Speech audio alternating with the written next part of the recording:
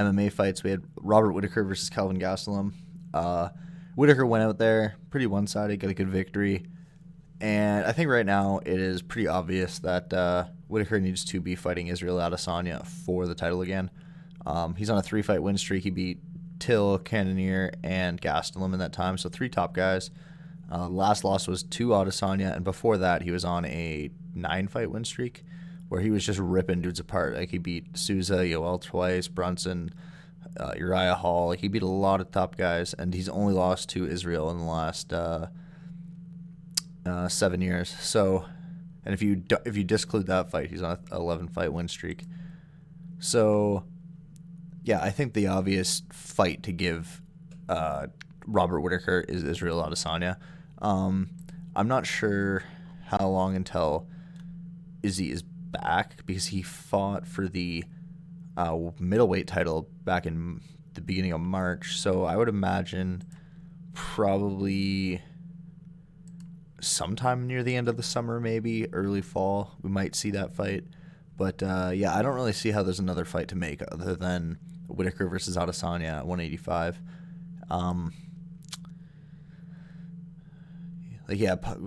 Like when you look at the top guys, you got Israel's obviously the champ, then Whittaker, Costa, Vittori. Vittori is actually an interesting guy. But yeah, the problem is like every guy in the top 10 pretty much except for Vittori, who's kind of the the new rising star, new kid on the block, I guess you could say.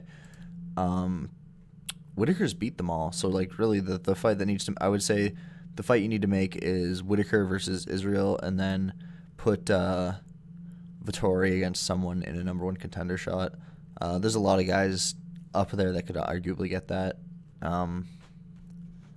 So I guess it would just depend on how that matches up. But yeah, I think Whittaker is the obvious fight for Izzy. Or Izzy is the obvious fight for Whittaker next, I guess, in both ways.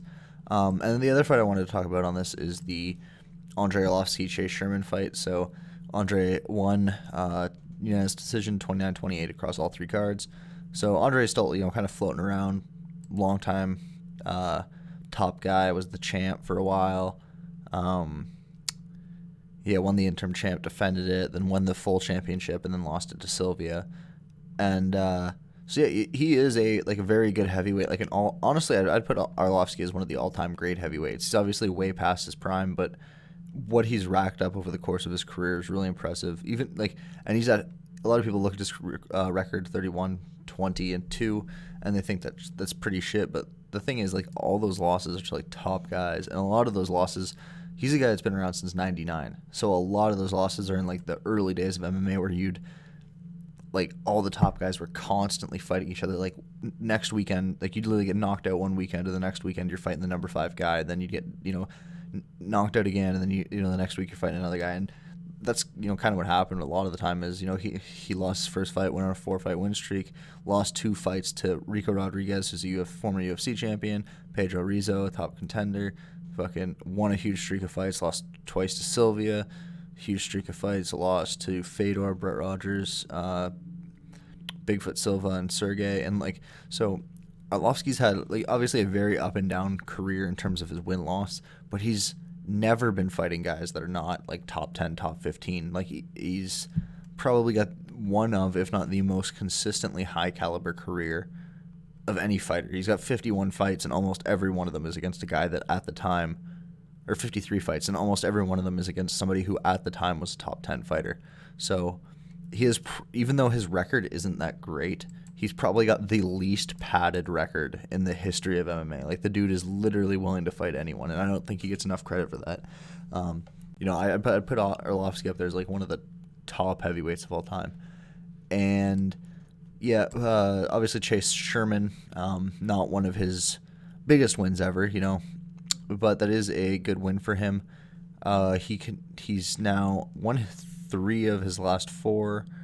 I don't know. I don't really know who you can get him to fight at this point. The thing with Arlovski is he's fought everyone, right? So I don't even know who in the top 10 he hasn't fought. Where do they even rank him? I don't even think they have him in the top 10 anymore because he's just kind of floating around. I don't really know who you could put Arlovski against. Honestly, the best matches are probably to put him against another former champion, because it'll be a big draw. What's his record against certain guys? Rico, he lost to Rico. Rico's not in the UFC anymore.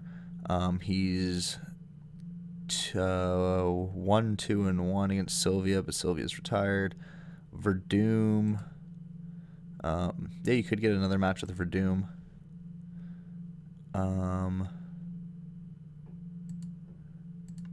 Yeah, Verdum and him are 1-1, aren't they?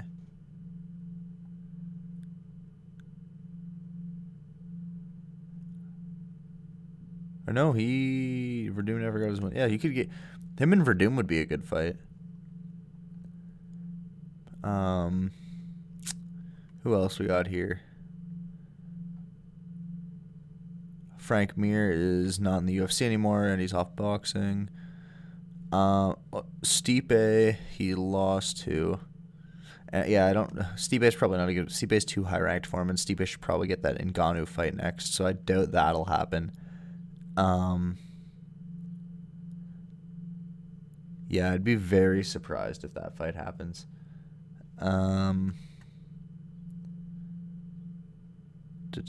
Barnett. Where's Barnett off now? He's in KSW. Okay. So yeah, he's not in the UFC anymore. I knew he'd gone somewhere, but I wasn't exactly sure where he'd fucked off to. Oh, he hasn't even fought in like 4 years.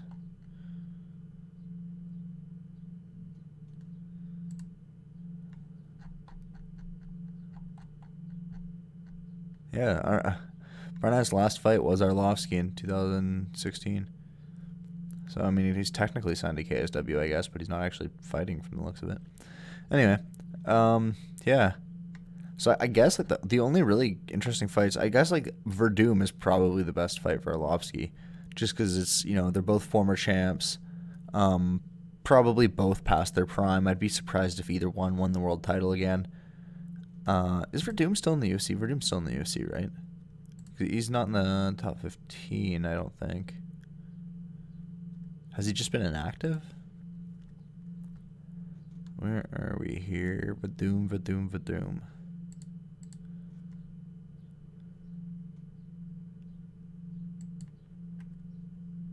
Yeah, he fought in, the Gastelum fight last year. Yeah, I remember that. Oh, he signed a multi-fight deal with Professional Fighter League. He's competing in their heavyweight tournament. I had no idea.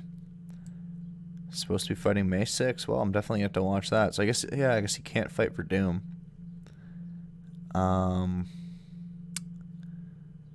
Yeah, honestly, like Arlovsky's kind of in a tough situation because he's